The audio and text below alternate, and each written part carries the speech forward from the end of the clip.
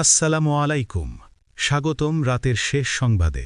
নীলফামারীতে BNP নেতা শফিকুল ইসলাম কাজল বলেছেন, হ্যাঁ না ভোট বা গণভোট বিএনপি মানে না। তার দাবি, রংপুর বিভাগে পরাজয় ছিল পরিকল্পিত, তবে দলের ভেতরের দুর্বলতার কথাও স্বীকার করেন তিনি। ভিডিওটি ভাইরাল হওয়ার পর জেলায় শুরু হয়েছে আলোচনা সমালোচনা।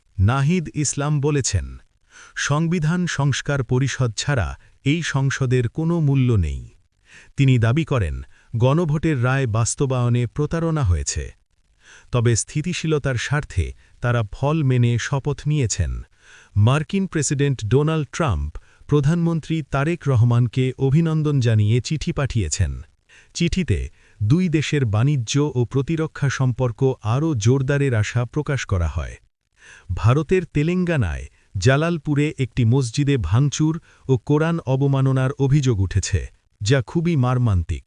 পুলিশ তদন্ত শুরু করেছে। এলাকায় বাড়ানো হয়েছে নিরাপত্তা। তারপরও মুসলমানদের জীবনে শঙ্কা বৃদ্ধি পাচ্ছে।